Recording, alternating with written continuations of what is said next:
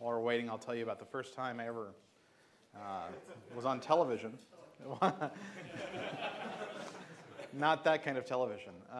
So I was a little intimidated. I was doing this Tech TV segment on Linux, ostensibly about how to use your digital camera with Linux, and I had rehearsed, of course. And we went through a couple dry runs. And the funny thing about digital camera batteries is they only last so long, it turns out. And so I'm sitting there and I'm talking, across from Leo Laporte, camera over here, hundreds of thousands of people watching this thing, mostly live. And we got to the point where we're copying over images, and the camera simply dies out of battery. And I learned very, very quickly how to lie in front of the television camera.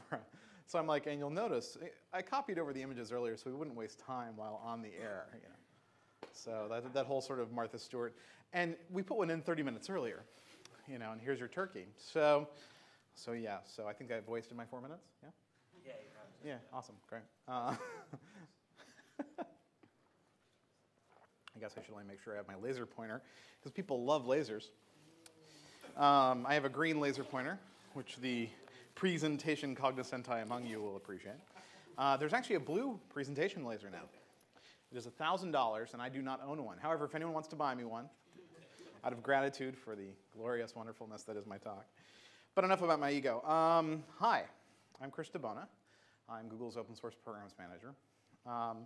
That means a lot of things right now. So that means that I worry mostly, though, about license compliance, which means that when we take a piece of open source software or whatever, bring it into the company, somebody has to worry about that license and not breaking it, and that's me.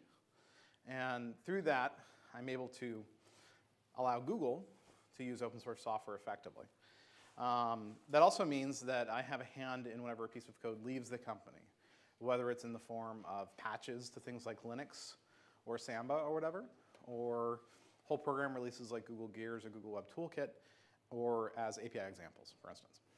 So I'm in the middle of a sneeze, and I apologize for that. It's driving me crazy. I also run a small program called the Summer of Code, which I'll talk about. And I have a hand in sort of policy, for all intents and purposes, around API licensing and protocols, as I mentioned in the keynote. Used to work for a small site called Slashdot, which it's funny. I say that as if you guys should know what that means. But what I've noticed is that over time, it's become less and less common for people to understand what Slashdot is. Who has never seen Slashdot? OK, so that's not this audience, but that's good. And I've written a couple books about open source. So this is my agenda. So this is the first Google data center. You'll notice a couple of interesting things about it. It's our last heterogeneous network. There's a little bit of Solaris in here, a little bit of FreeBSD, and a little bit of Linux, running on Suns and IBMs and Dells, Legos. This was made by basically our founders going to unlocked offices and taking computers, mostly unplugged, but often not. And this was their procurement strategy for backrub.stanford.edu, which is now Google. We don't steal computers anymore, but basically the watchword was if somebody comes in and they got upset, they would give the computer back. So we've always not been evil, you can see. How many among you are completely appalled by this data center here? Yeah? Yeah. So what's wrong with it, Simon? It's ugly. No proper patch labeling. That's good, yeah. So let me walk you through this. What you're looking at in every 2U are 4 CPUs, 8 hard drives, 2 power supplies, 4 network cards, and probably 16 sticks of memory. Right? So this is circa 1989. Now, all of these hard drives, these network cards, these CPUs, these motherboards, were the exact same ones that you all were buying in your desktop machines. Google has always derived a huge amount of value by buying strictly commodity parts. You can see the 4 power switches here, very advanced power switching technology. And there were a lot of problems, as Simon points out. Probably, well, any other problems? So you said patches were bad. Patch labeling was bad. That's it? Come on, you got to be able to come up with more than that. It's bowing under the weight. So one of the things you'll find about metal is it doesn't like being bent. So what you're looking at here is a piece of metal and then a little piece of cork between that and the motherboard. And then between the hard drives and the memory sticks is a little piece of plexiglass. Advanced plexiglass. Yeah, now we hold these things down with Velcro. That's a different story. I'm not kidding. But the point of this is, we found that it was smarter for us if we just use incredibly commodity parts, incredibly commodity operating systems like Linux, instead of spending a lot of money on, quote, reliability, unquote. Especially back when we were building these machines, trying to get reliability in the PC platform was extremely expensive, and you didn't get a lot for it, frankly. It wasn't that reliable. In fact, when this was being built, I was working at a company called VA Linux, which shipped Linux-based hardware. And we had a, quote, redundant power supply option. The redundant power supplies failed at least twice as often as the standard ones. And I mean unit for unit.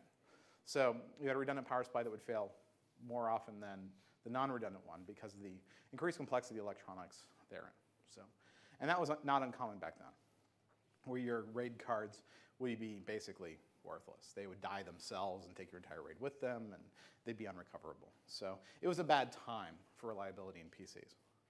And so this was our reaction to it. Now there's a lot of problems with this. You'd pull them out, and these cables would snag on different things and snap cards off, and you know, the top of it would get really hot and melt. Solder everywhere. This is our fan fabric in the back to keep the air going through, but the thermals were just a disaster. But you know, this is what we did for a while. But we got a little better, and we kept on using, again, extremely commodity parts inside these 1U machines, extremely advanced cooling mechanisms, as you can see in the bottom right-hand corner there. That fan has been in every startup I have ever worked at, every company for that matter. And when it was SourceForge, this fan actually caught on fire. So again, showing that reliability and the actual purpose of the fan, i.e. to cool things off, the exact opposite will happen. And our advanced power distribution, dangling strip technology over here.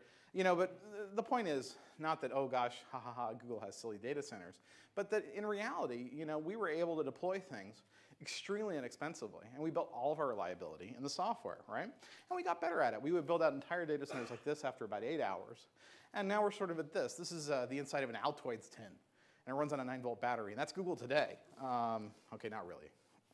But, but the point is, it's like, you know, again, all commodity hardware, all commodity hard drives, all commodity, all commodity, all commodity. Because in the end, it doesn't serve anyone to spend too much money on hardware, except where it's going to give you a lot of CPU and a lot of memory, a lot of hard drive. And we're able to get that through commodity parts better than we are through extremely expensive, you know, specialized equipment. So, but what am I actually here to talk about? Here to talk about software licenses in a funny little way. John Stevens, a friend of mine and Greg's, is famous for saying this: a license can ruin a perfectly good piece of software. If you spend too much time worrying about licenses, well, you know what you're doing? You're not coding. And so our group tries to worry about these things for our engineers and developers. So, because the last thing we want are these, frankly, very talented, very great developers worrying about software licenses all the time. Now, you can go about this a couple of ways, but we have our ways, and I'm going to tell you about them. But first, where did free software come from? This fellow over here on the left, Richard Stallman, he had a broken printer. And because of what happened with that broken printer, he decided that we all needed a free operating system. But let me expand. He had one of the first Xerox laser printers. And when he would send a job to it, after the second page, it would simply stop working. So he sort of worked out what was going on. There was a buffer overflow. So what he would do is he modified the printer driver on the operating system he was working on at the time, so that after the second page, it would just sort of chill out. It would wait for those pages to come out, then it would send the next 2 pages, and so on and so forth, thus averting the problem with the buffer overflow. So he went to Xerox, and he said, hey, I've got this patch. They said, great, here, sign this. And he was like, what's this? They said, oh, it's an NDA. An NDA what? Well, it's so you can't talk about this. Well, why wouldn't I talk about it? You know, that's what I do. I talk about things. I'm a human. We talk. And they said, well, okay, sign this. And he's like, what's that? Well, you're giving up your rights to your code. Why would I give up the rights to my code? They said, so that we can take it. He's like, well, you can just take it. And this might sound naive, but bear with me. And they said, but then we can give it to all the people who have this printer. He's like, I can give it to all the people who have that printer. And they're like, but, and it didn't go anywhere. If you've ever argued with Richard, you know why. But the reality is, in a way, he was right. What he was saying was that As an owner of this piece of hardware, I should have control over it. I should be able to do with my machinery, my computers, my printers, what I want, because it's mine. Me, me, me, me, me. Got it? I have paid you for hardware, thus I should be able to control it. And so he said, clearly what we need is a completely free soup to nuts operating system. Windowing environments, text editors, kernel, the whole schmear. Once we have that, then people can truly be free. Which sounds, again, a little extreme. It sounded even way more extreme back then, okay? But the reality was, he was right. And so he founded the Free Software Foundation. He created the GNU GPL, which is a license to cover all of this software. And he started working on some very interesting tools. And because of his perseverance and his brilliance, frankly, the GPL now covers about half of all free software. And you're using it every day, right? Whether it's in the form of mail servers, DNS servers, you name it. So why am I telling you this? Well, I think it's really important. And the reason I think it's important is because it completely guides the GPL process today.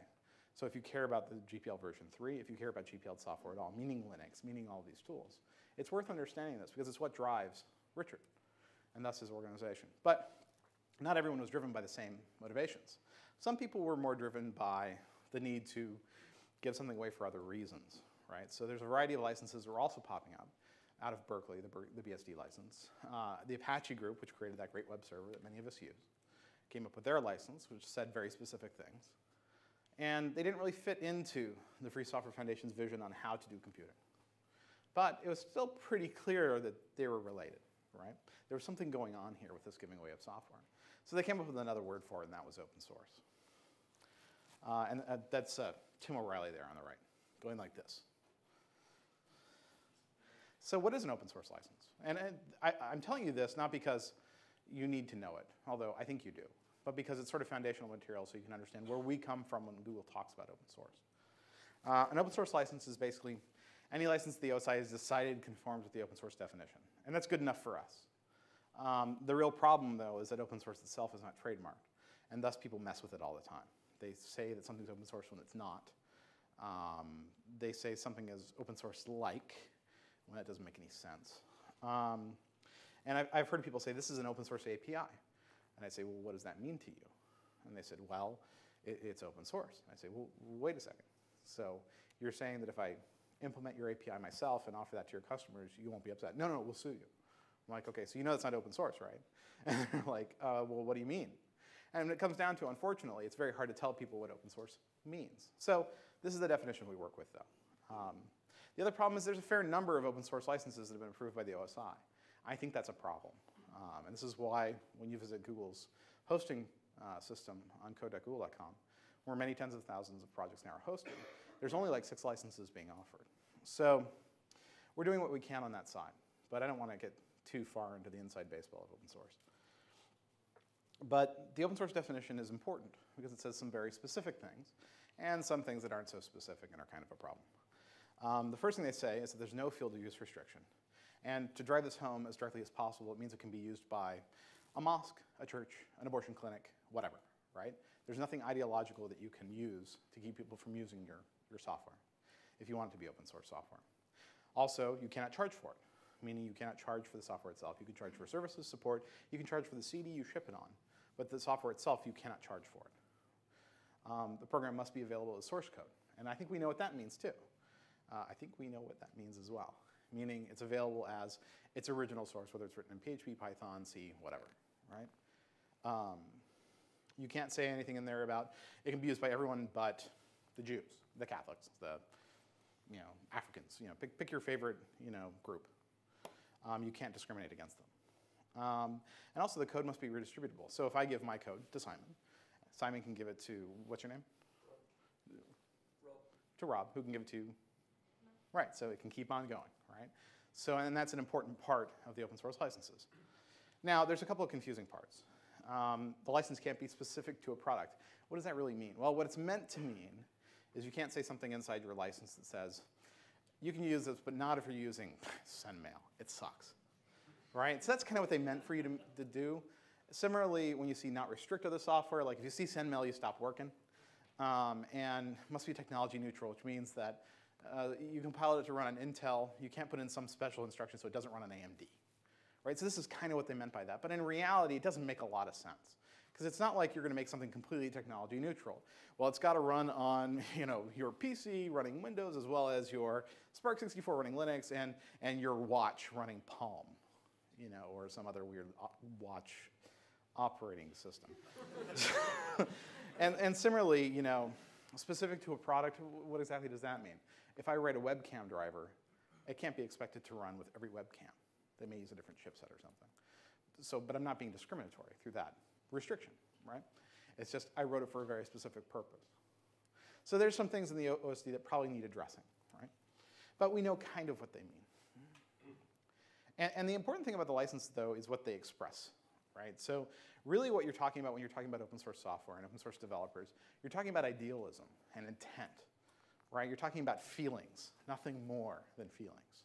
They're trying to express their feelings about code, right? Barry Manilow aside, or whoever the hell sang that song.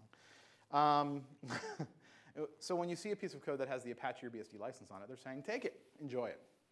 I don't care what you do with it, really. You have to leave a little note that says you have some on the disk, whatever. But, take it. And, the ones here, the LGPLs, the MPLs, the CDLs, the NPLs, the CPLs, the NPLs. Well, I won't get too far into that. But they say basically, here's this hunk of functionality. If you take that hunk of functionality and use it, that's great. I just want you to share that hunk of functionality with other people. If you make any changes to that hunk of functionality, well, you should share that too.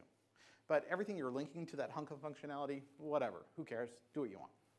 And the GPL says, wow, you find this useful? You're linking it to something else? We got to share that too. And all these requirements that I'm talking about only happen when you actually distribute it to a third party. And that means on a CD, on a hard drive, being shipped on a machine or something like that, right? Right now, it doesn't mean web performance, right? So those are the licenses. You're probably wondering, who are these hippies who are releasing all this code?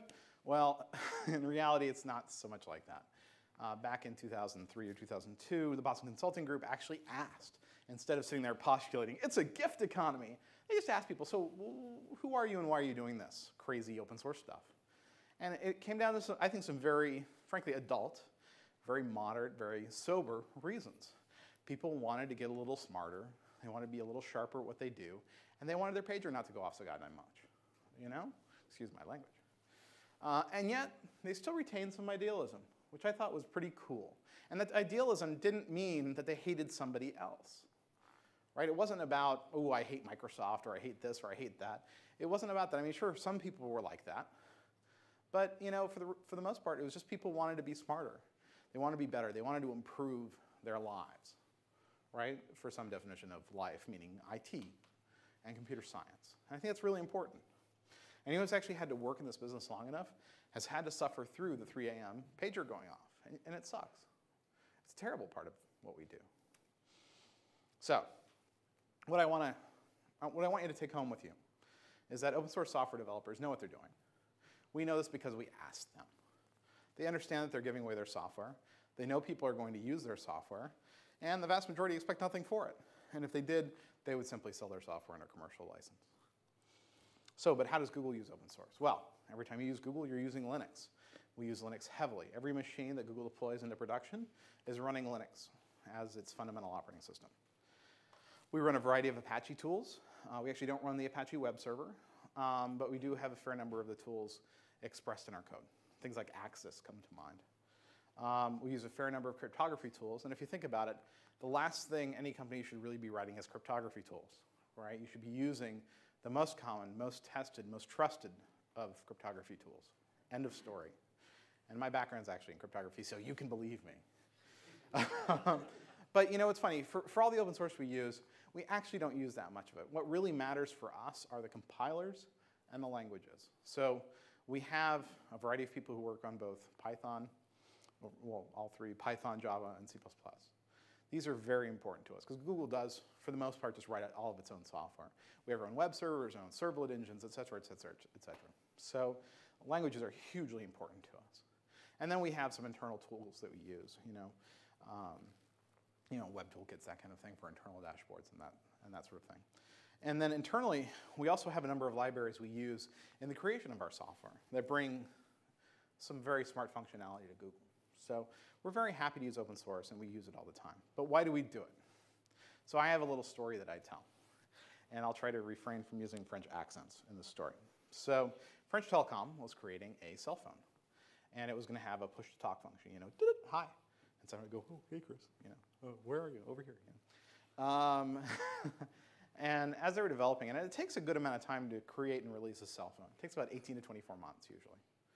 And especially when you're creating something that has a significant amount of back-end carrier infrastructure that has to be built out, like push-to-talk, it's quite expensive and incredibly time-consuming. So France Telecom made a little project plan, sent off the people to fix their carrier backends to support push-to-talk, sourced a phone from HTC or one of the other Taiwanese manufacturers, and they're going to use Windows Mobile. This is actually not an anti-Microsoft talk, not by any measure. This is a what happens when you use software that you do not control talk. Okay. And as they got closer to release, they were having this consistent bug. And what was happening was every fifth call didn't go through. I couldn't reach my friend Simon and tell him where to meet me next to the Eiffel Tower or the Champs-Élysées or wherever. And because, you know, France Telecom phones, they're only usable in Paris, right? Anyway, so they found this bug, and they tracked it down to a DLL in the operating system. And they contacted the representative, and they said, we have this problem. What do you think? Can you fix it? And they said, oh, well, you know about that problem. And they're like, ah, magnifique. Can we get the fix? And they said, no, you can't. They said, oh, well, why not? They said, oh, it's for the next version of the operating system. I said, no, that's fine. Can we get this next version? And they said, no, you can't. It's not being released for 18 months. 18 months, sacre bleu, you know? And so that's all I'll regale you with, French accent-wise. And notice I didn't say married. But yeah, so hello, people watching in Paris. Anyway, so the reason that Microsoft said no, and those of you who have developed commercial software will understand this immediately. It costs a lot to create a special version of a program, a complex program, for any one customer. That customer has to represent an enormous part of your income. And I think at the time, France Telecom represented maybe 3 or 4% of Windows Mobile revenue. So it wasn't worth spinning up the extra resources you need to have a special branch for that one customer, for that one bug, right? And this was probably the correct engineering and business decision for Microsoft to make. Yeah? Certainly had one of our guys has said some of their experience with Microsoft with a massive bug they found, and it's like, here's the problem, this is what needs to fix it. Sorry, we can't, unless you can prove to us that it's going to cost you X £100,000 a day, we're not interested. Yeah. I mean, the reality of the software business is it can be extremely expensive to do these kinds of fixes. Now, I'm not making excuses. I mean, I don't make the decisions for them, and so I don't give clearance for them either, right? But the reality is if you control your software, it's your problem to fix, right? And this is why Google uses open source software, because when we want to make a change like this, you know, we don't have to get anyone's permission. And more importantly, we don't have to ask permission from people who may be incentivized to say no to us. Right now, Google's in a very special place in its evolution. We're still very young and not as big as the people who have stated they really, really, really, really don't like us, right? So sometimes we'll find when we talk to external people, they've been told not to talk to us, right? And that's a sad thing. You're like, but we're nice. You can talk to us. We're good, you know? But they're like, sorry, it would hurt us too much to work with you, you know? And it's a tough old world out there, and open source makes it a little less tough, so that Google can control its own destiny. And this is really, really important to Google. And also, you know, when you get down to it, once you've started using open source software, you don't want to turn around and use something else. You don't want to have to rewrite things you know are already implemented very well out there. You would rather just use that code and take part and patch out, right? So I could stop this presentation right here. The nice thing about open source is you can use it and not do anything more. There are a lot of companies, I'm certainly not going to name them, who just use open source software according to their licenses, and they're done. They see it as being too hard to do anything more, or not worth it, or whatever. And you know what? That's okay. One of the base uses of open source is the use of it, right? But Google likes to do a bit more. So what do we do? Well, all these things, I'll go over them. So over the last year, we've released about 1 million lines of code, both in things like Google Gears and Google Web Toolkit, but also just through straight patching into places as diverse as Linux and others. I have a list coming up. But this is just a short list of some of the things we've released over the last year. And they're all very useful. If you go to code.google.com/hosting and type in label Google, you can see all the full packages we've released. There's about 65 or 70 right now. And a new one releases about every 2 weeks. Now, this is really important to us. It's important to our engineering staff, right? Because one of the things I tell people during their Noogler training, Nooglers are new Googlers, ha ha ha. One of the things I tell them is like, if you're coding and you say to yourself, man, I wish I had this at my last job, then I say that's a good candidate to be open sourced. Because why don't we make everyone's job just a little bit better, right? Why don't we make the internet just a little bit better? And that's how we've released so many tools since I started at Google. We also provide a lot of infrastructure now. So you're familiar with SourceForge, of course. We're number 2, with SourceForge being number 1 in this kind of service. Tens of thousands of projects. We're actually probably going to say the actual number at OSCON, so if you go to that. But you know, right now it's just growing remarkably fast, and it's remarkably useful for people. So we provide version control, bug tracking, simple web hosting via a wiki. And we think a pretty innovative bug tracker, although bug trackers are very much personal items for developers. So, yeah. Patching. This is just a sampling of some of the projects we patch into. You know, various emulators, which means wine, and actually there's a guy working on some Apple II emulator. We're like, yeah, whatever, you know. Whatever keeps you happy, you know, and releasing for that matter. It's, you know, it's important to engineers to do this. Because if you think about it, if you're using a lot of open source software and you find yourself fixing a lot of things internally, the more you can pass to the outside world, the better off you are, right? Because that software will continue to remain fixed as it goes through different iterations. And there have been times, actually, I'm specifically thinking about MySQL right now, where we've released patches that MySQL really had no interest in. So, you know, we knew they were useful, though, so we released them anyway.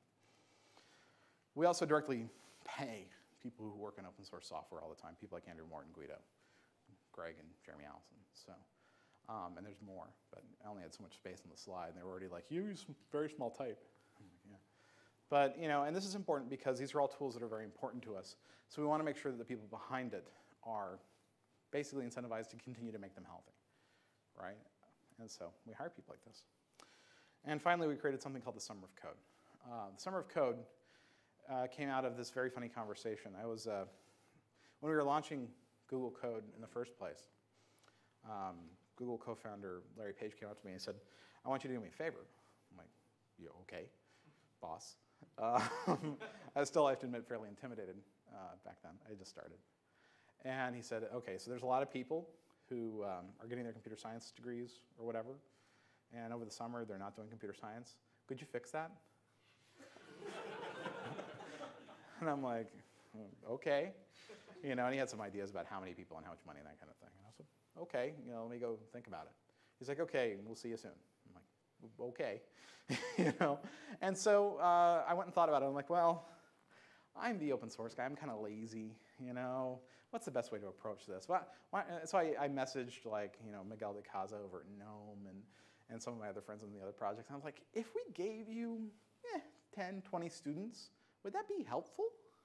They said, yeah, I guess so. Yeah, maybe. So we signed up like 7 of them. And we said, we'll give them, you know, some students. And then we said, well, you know, if we list these guys, these projects, other projects will want to take part. So let's give everybody 48 hours to list themselves.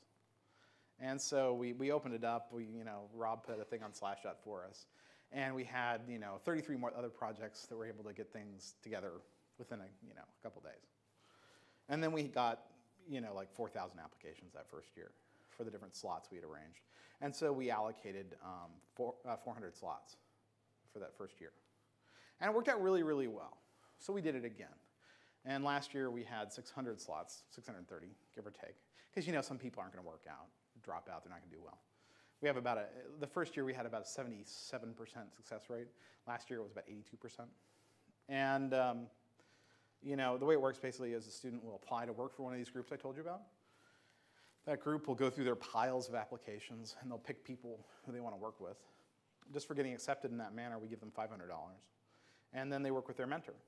And if midway through the program they do well, they get another $2,000. They continue to work with their mentor. If they finish, they get another $2,000. So, and a T-shirt and certificate that says, I passed. And really, pretty fabulous experience. One of the things you have to realize about most computer science and other programs in colleges is that they often teach theory, which is the role of the university, right, to teach the proper algorithms and theory and all the rest. But they don't teach user need. It's very hard for them to do that. But if you expose people to actual real user foibles and platforms and desires through the open source projects, this is a very positive thing. And so that's one of the things that also happens throughout the Summer of Code. As you can see here, the United Kingdom was like the 4th largest last year. That was very good. You know, yay, go UK. You know, at that point, the United States was still about a quarter. That'll probably persist for a while just because of the nature of the program. But it is a global program. So last year we had 90 countries taking part, which makes me the least favorite person in accounts payable. It's mostly dominated by, so this is a funny slide. And let me see if you think it's funny too. So this was, last year, it was mostly dominated by people who were undergraduates. But if you think about it, there's more undergraduates than master's or PhD students anyway. So this is kind of a crap slide, but whatever. And it's not just computer scientists, because we didn't want it just to be that way. Because some of the best developers I know actually weren't computer scientists at all. So Jeremy Allison, one of the co-developers of Samba, and probably one of the premier reverse engineers on this planet. I mean, I've never seen anyone who codes like this guy. You know, he was a astronomy major, right? Fitz, who works on Subversion in our Chicago office, I think he was a Russian history major. And it's like, you know, these people are out there. So we didn't want to restrict it just to CS students, so we have all these other types. But the question is, why do we do this? Well, we want to keep them coding over the summer, of course. But I was getting tired of going to conferences and seeing the same people, right? I wanted to see new people. And I wanted to see open source continue to grow.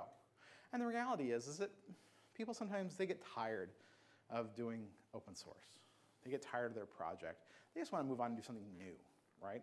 And one of the things that we were being accused of, and we to some degree are, is that we'd hire open source people and they would just disappear. But the reality was, you know what, they were moving on anyway.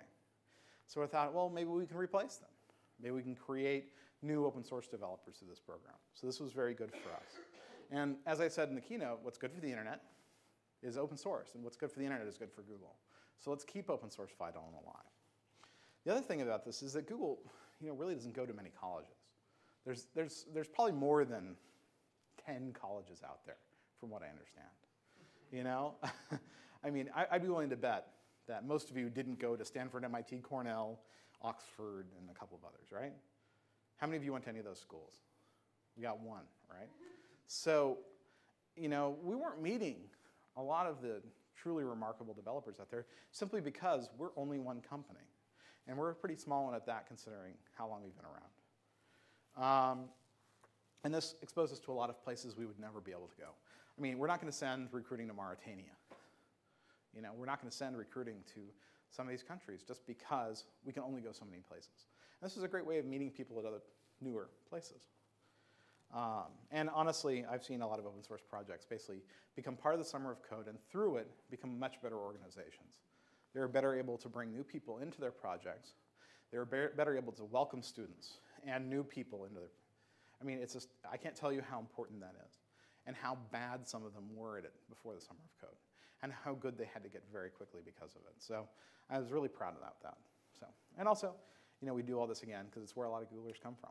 So I actually brought up Google Earth and I sort of got the London view of mentors and students from last year.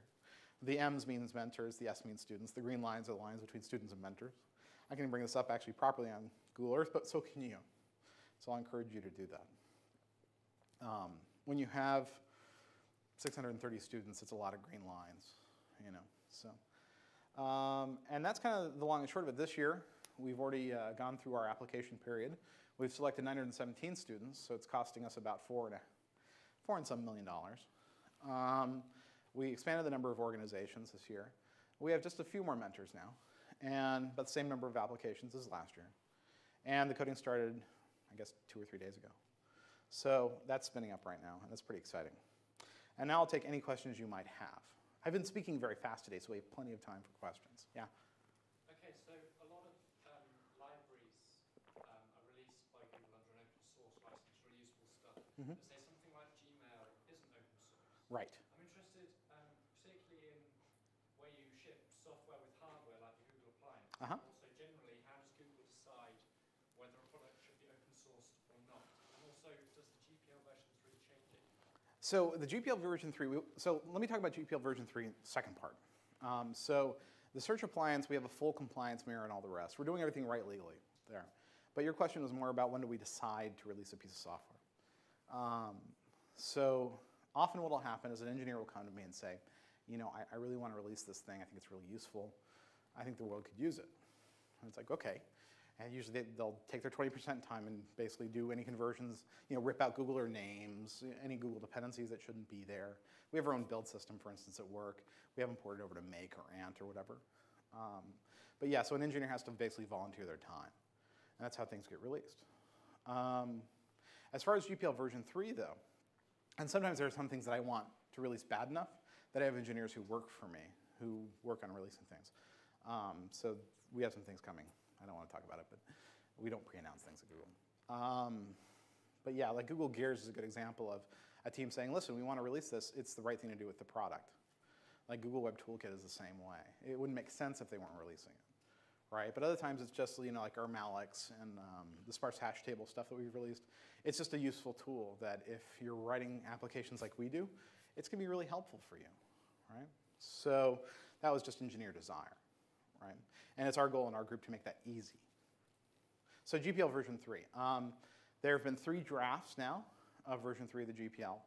The first one was probably the least ISP friendly of the 3 versions. There was a provision in it that said that, how I mentioned the distribution is what keys off the requirements of all these licenses, and distribution did not include web performance? Well, in the first draft of the GPL, version 3, it said that web performance did count as performance in distribution.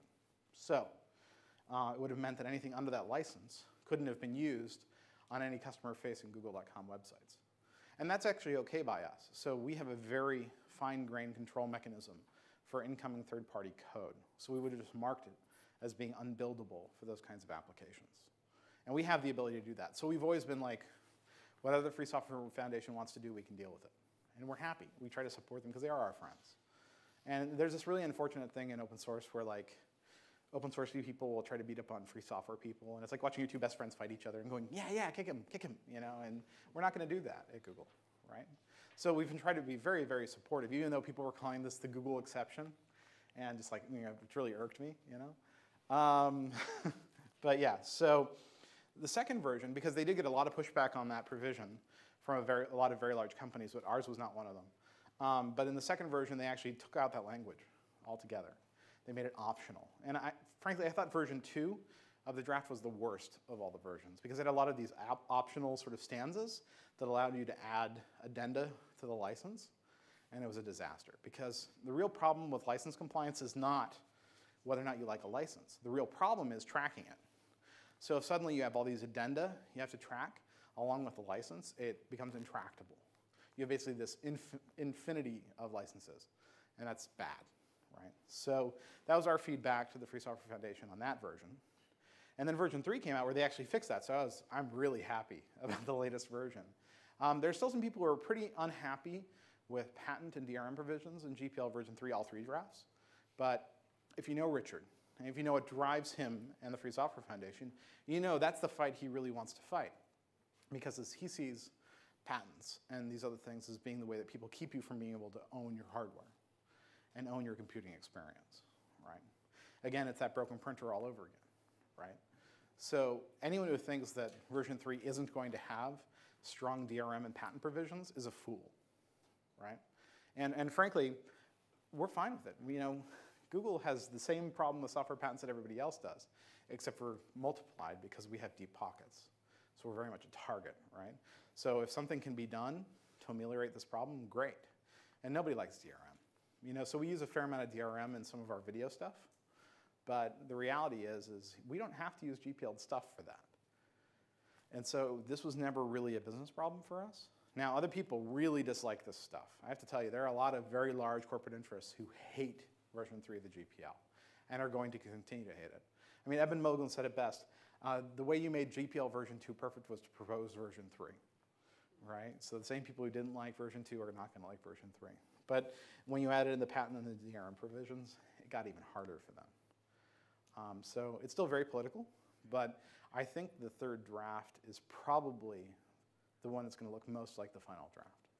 And that's not just, that sounds logical, but if you've looked at the 3 drafts, they've been very discontinuous. So I think I over-answered your question, but yeah. I haven't had a chance to look at Google Gears yet. See, now you can project. I'm not sure I completely understand Google Gears yet because I haven't had a look at it. But You got to go to the talk. It's awesome. as I understand it, if for people who build web applications, it allows you to bring more of your application client side. Are the people who build the applications then not in danger of moving from web performance to distribution of their code and therefore changing their obligations under license? Well, so the license on Gears is a BSD. But what you're really asking is if you end up using some GPL component, which is then downloaded. So this has been actually a problem with JavaScript from the start. It's been a very funny little corner of open source practice. So we're still figuring that out. We're not figuring that out as a company, Google, but the community is figuring this out. So we had this happen a couple of times to us when we used BSD JavaScript modules, where one will slip in and it doesn't have the right kind of copyright text accompanying it as the BSD requires. And since it's JavaScript, it is being downloaded onto a client and being executed, right? So this is more of a problem with JavaScript than it is with Gears, for instance. So Gears, we're taking a very hands-off model there. We're basically, we've already got all the mirroring of all the copyright text that you need. And we're not worried about that, but it might be something you need to worry about if you want to use BSD'd JavaScript libraries. But remember, Gears is more of an API interface that uses JavaScript to get to the API, so it's not the same kind of thing. But yeah, it sort of comes near the corner case there. Okay, cool. And so you'll want to maybe become comfortable with that. The reality is, honestly, BSD licenses are so easy to comply with that it's almost academic to talk about it. That's not me, that's somebody else's cell phone. But yeah, it's a funny little area, and we're just getting used to that as an industry, So, but I think that, boy, Gears is just so cool. It's a great. I'm actually going to go to that talk again. I've seen that talk like 4 times during the practices, and I'm going to go again. It's so much fun. Yeah. How am I doing on time? I don't know how long I've been yammering for. I have 5 minutes. Oh, great. Yeah. Simon. So recently we've had a lot more kind of stuff with things like Yahoo Pipes and mashups and things like that. Sure. Sort of kind of getting rid of programmers from the loop, which is no bad thing because I hate doing web stuff. You hate programmers, Simon? I hate programmers, I hate web stuff, I hate software. Well, good, Simon. Simon, who doesn't work for Google. But one of the things that you get these people, you're getting data from places, from Google Maps, from wherever, and then you mash it all up together. And a lot of the people who are doing this are making use of kind of open source stuff or open data, but they're not reopening their data up there. Yeah. Partly because there just isn't that culture. Programmers are brought up from the time when they're in, university of hearing about free software and, release stuff because, it's good. Yeah. Whereas, a lot of designers, web designers and stuff like that don't have that. Do you think this is something that we should be encouraged? Do you think we should start putting licenses on our data that say that you take my data and somebody else's data and then it's going to mash it up and you've got to release the mashed up data or something like that? So there's a lot of folks who have been pointing out this problem since the beginning of the Creative Commons and, of course, well before that, just with the way that people use view source to take stuff from one web page to another. I think that what we can do at Google is setting an example, right? So and not just because Google's the big target, but because it's the right thing to do. So when we try to do these things, we try to make sure that we do share again, not because we're obligated to under the license, because it's the right thing to do. Similarly, when people simply liberate text, images, whatever, they go to Flickr, they say, that's a great image, I'll use that on my videotape cover or my poster. You see this over and over again, right? There's probably a story about this on Boing Boing or whatever once every month now, right? Where somebody gets upset enough to actually shake the tree a bit, right? It's sort of part of that copyright apocalypse that's happening on the internet, where basically people are like, why should I respect copyright at all? Not because they actually have that intention, because they just don't think about it. And I don't know what the answer is. I think it's just going to keep on continuing. So what we can do, us professionals, we can learn a little bit about the problem and make sure that we're not part of that problem. because frankly, who wants to be in the middle of that kind of mess, right? But I don't know that there's an actual pat answer there. I think it's going to keep on happening. And there are clearly bad actors, and there are people who are clearly bad actors who are good enough at just covering their butts a little bit. So there's a company called Threadless, and they make all these great T-shirts, right? I love Threadless. And there's this designer of sorts called Todd Goldman, and he takes the Threadless designs, modifies them, slightly, and puts up his own T-shirts. And it's not wrong, because he is truly being inspired by their ideas, much in the way that their ideas were inspired by whatever. That's society, that's art, right? But it feels wrong, because it's kind of scuzzy, right? And so you're seeing that kind of clever copying, which isn't really copying. Although he did direct line copying as well, and he had to stop selling those shirts. But yeah, there's all kinds of funny problems that are happening right now, and sort of how people's creativity is being moved around like that. But yeah. So did you have a question? Yeah. It's another woolly, open-ended question. Good. I Sorry. love those. Clearly. We talked about it earlier, and the concept that Google's doing these great things, they're free, Yeah. but they're also killing applications that may have been around 3 years ago. I think the example I gave with you was Multimap. Yeah, it was like a Anybody map here wanted to company. put a map on their website, they use Multimap, which you had to pay for. Now you don't have to. And Vicinity is another company that probably isn't being helped by Google Maps. Exactly, yeah. Now you've got the fact that you're very popular, it's free, so it's Yeah. going to be taken up very quickly. Yeah. But you're backed by a massive financial income from Google Ads. Yes. A revenue that is starting to sort of make some noises in different circles in terms of, you're becoming very, very strong company. We make a fair amount of money from ads, yes. Yeah. That's And true. This is just Yeah. a theoretical question. Yeah. Is there going to be some sort of competitive noise made out there from companies saying, hang on, this company's coming along with billions of dollars back there and just Well, wiping us if you out? look at Microsoft filed a complaint about our acquisition of DoubleClick, right? And yeah, this sort of thing is going to happen. So first of all, I'd like to point out that, and I hope I speak for everybody at Google when I say this. I mean, I don't want anyone to get fired. I don't want anyone to lose their job, even if maybe they come and work for another good company that does geo, whether it's Google or Yahoo or whoever afterwards, because those talents very much in demand. But yeah, no, the last thing I want is for people to be let go. But I do believe in competition, right? And I hope that they find their way. You know what I'm saying? So, but it doesn't mean that what we're doing is wrong, right? So I think it's a tough area because, I mean, at VA, I saw all my friends get fired. I had to fire people as part of this layoff. It sucked, and then having to leave a company as well. Being at Tandem and just seeing all this stuff happen, during the different acquisition processes that company went through. I mean, it's heartache. There's no other way to say it.